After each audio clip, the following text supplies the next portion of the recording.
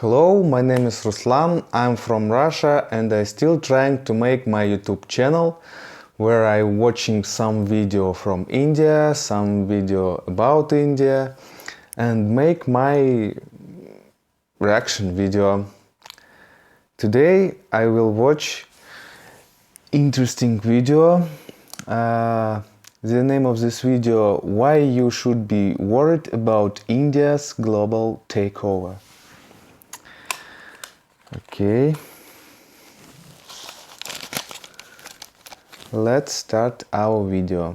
India, one of the largest countries in the world, with a highly skilled population that the West just can't hire fast enough, with a history of toppling empires, and now it has an economy many think will topple one more: China. It's said that India's economy won't just equal China's, it'll blow past them, taking China's spot in the global hierarchy. But is this actually true? Because this would flip the economy of the world, impacting you directly, maybe making you rich in the process. And more importantly, will China let this happen? Well, the answer to these questions starts with BRICS. Not happens that, About 20 years ago, a Goldman Sachs economist invented the word BRIC, which stands for Brazil, Russia, India, and China. I know, this BRIC. might sound like a BRICS. list of holiday destinations, but it's actually something much more exciting. It's a prophecy. You see, BRIC, or the more modern BRICS after the inclusion of South Africa, refers to the developing countries that were believed to become the dominant suppliers of manufactured goods, services, and raw materials by 2050. Countries like Brazil and Russia would become powerhouses of raw materials, but in particular, China would become the world's dominant supplier of manufactured goods and services. They would do this alongside one other a lot of gas country, the only one that and could wood rival it, and India. oil. But when you have two growing economies racing through stages of development, both fueled by the same industry, there's going to be ruthless competition, and only one can win. Concurrence. India. It actually might. Let's go back in time for a second. This is insanely important for understanding the future.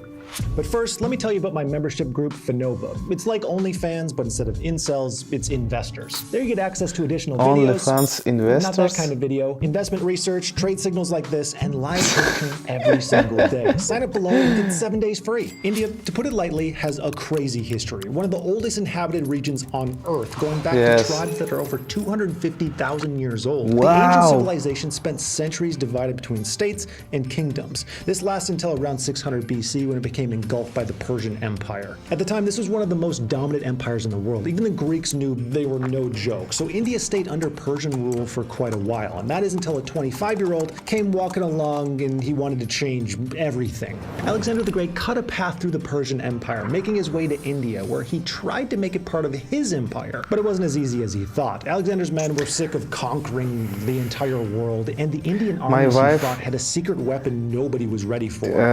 Big elephants. So he's like, I'm not dealing with those elephants. Packed up, left for home, and left India to become part of the Mauryan Empire, which lasted until 1498. That's when this Portuguese guy showed up.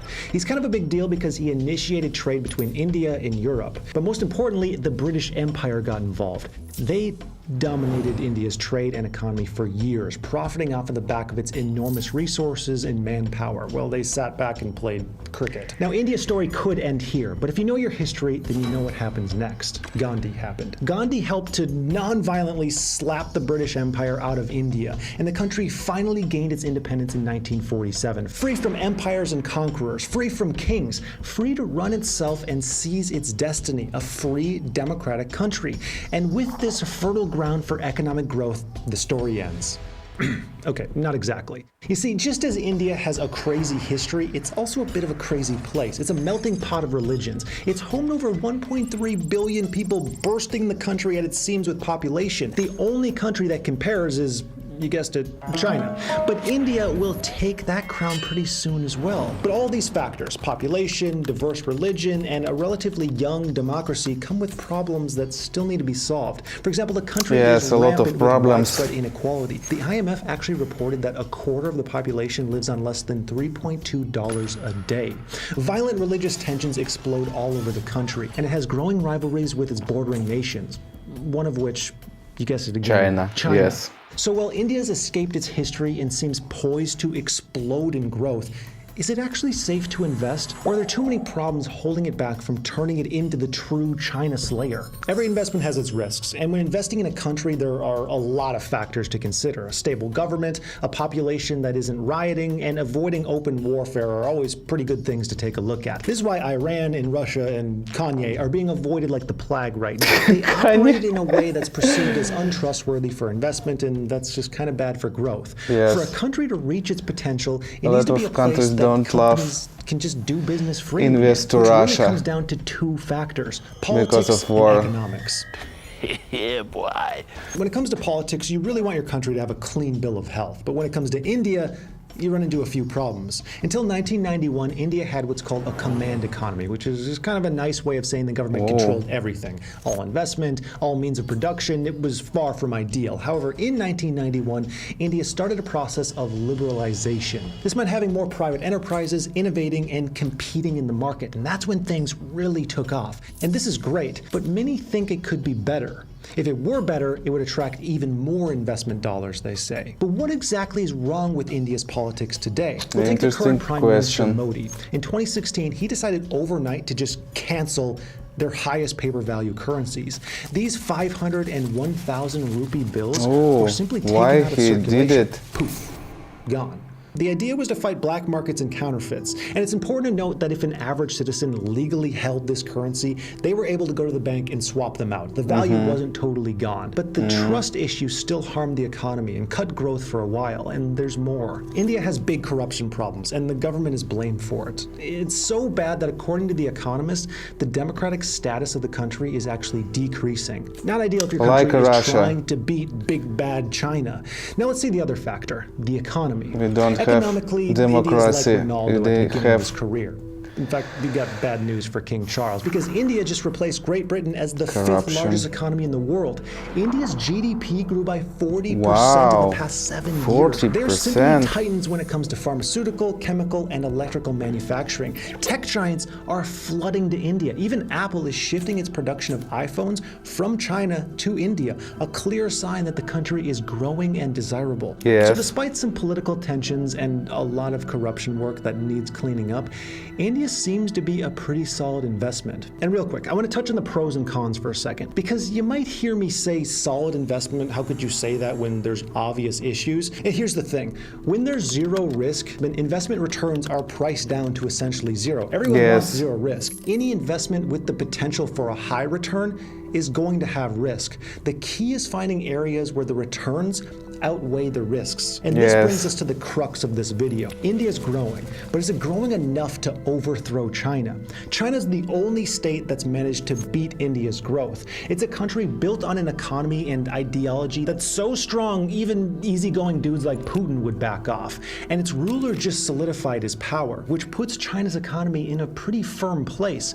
But tensions are growing between the two nations, and moves are being made to protect and establish key trade routes. More on that later. But right now, based on their current foundation, will China stay in the lead, or will India seize the opportunity and win? The answer again lies in two key elements. To expand quickly, a country needs a healthy, growing population. And from the outside, it looks like China has India beat. China's #1 in the world with over 1.4 billion people, a tad more than India. Now, numbers matter a lot when you think about industrial firepower, but it's not the most important thing.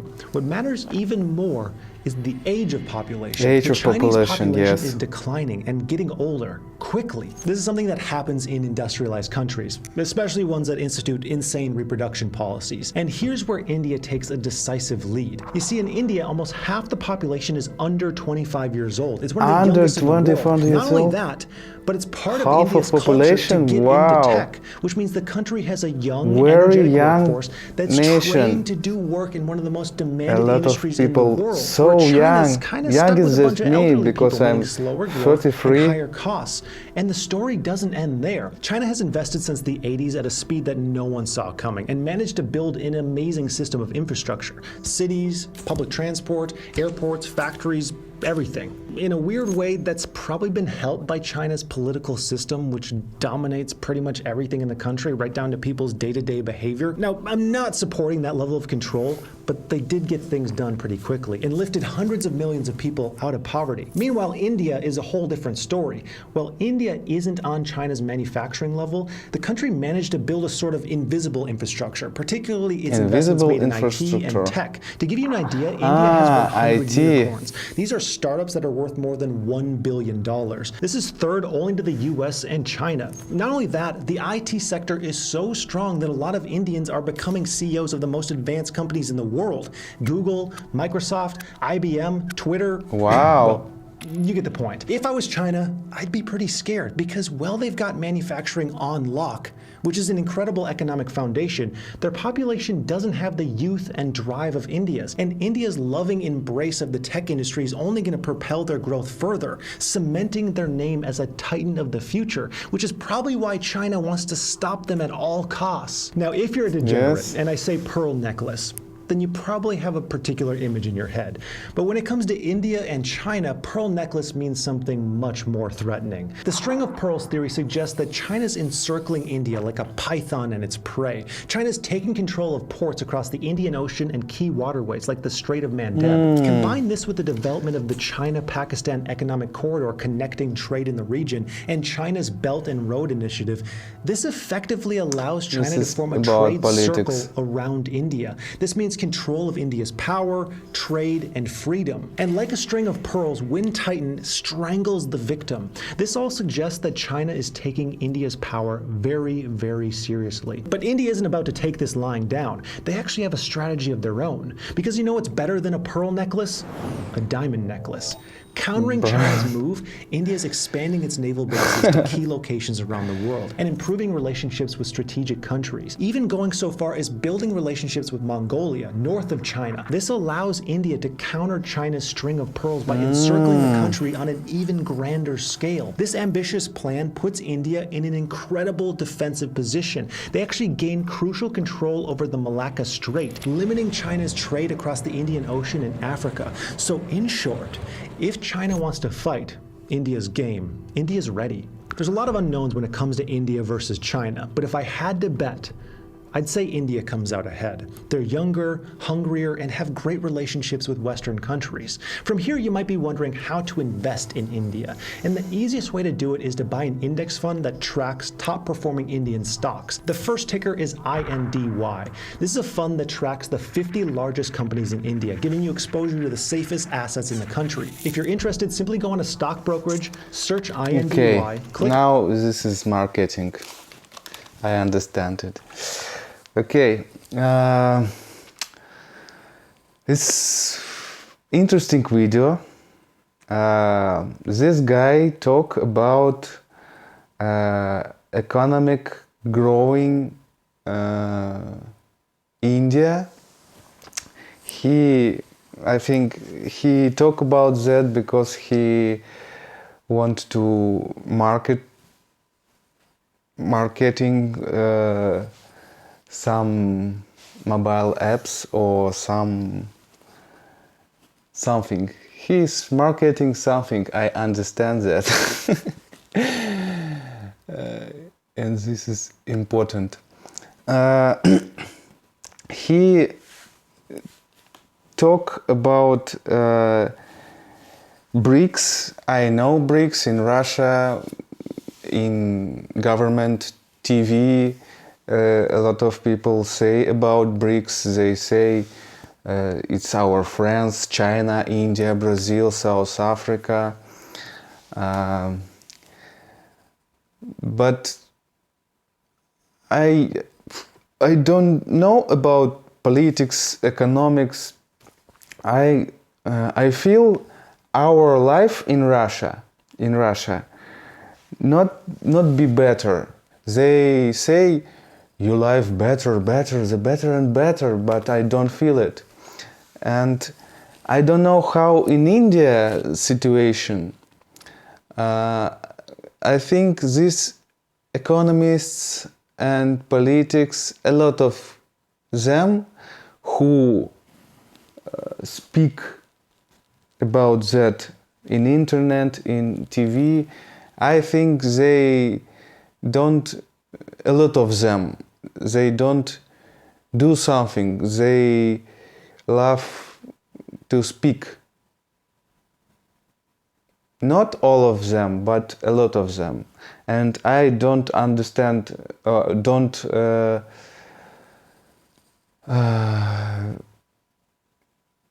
верить, don't faith in him.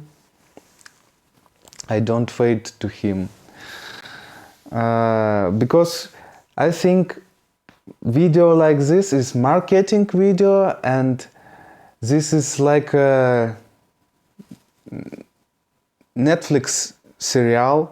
They talk about politics, geopolitics. This country have some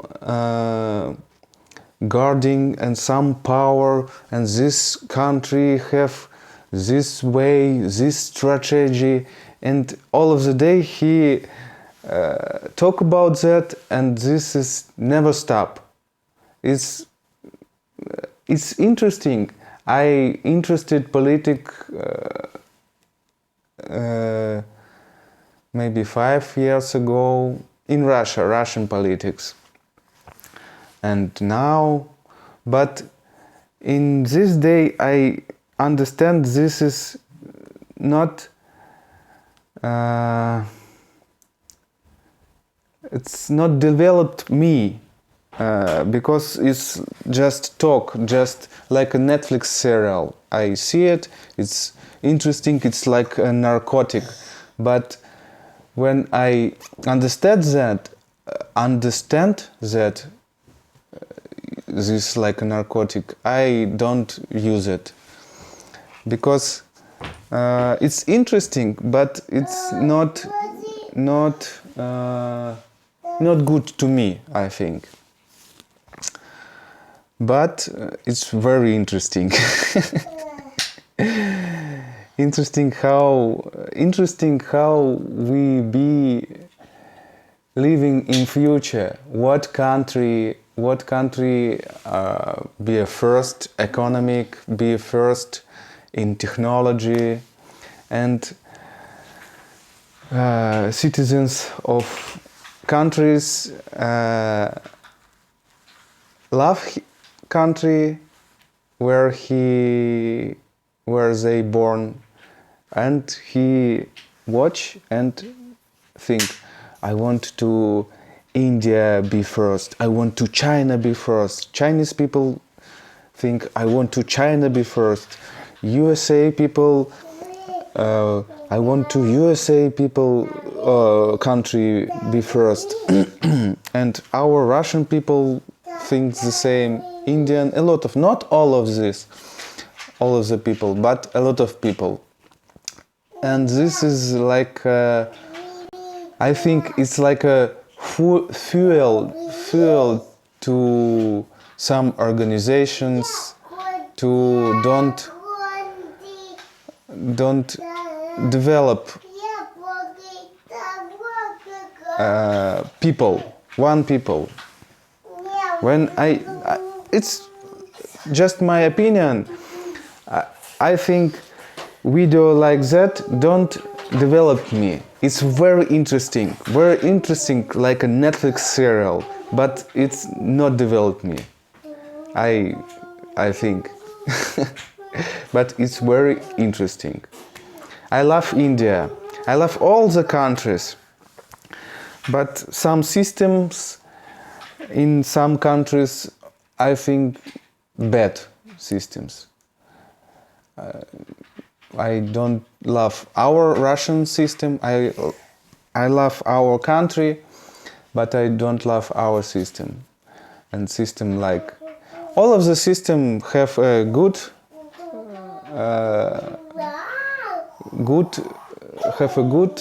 part and bad part, I think. In Russia, in India, in China, in USA. Okay, this is my reaction on this very interesting video. Thanks for watching this video with me. Please subscribe to my channel, please support me, please write commentary. Your supporting is very important to me. Okay, see you later, bye bye.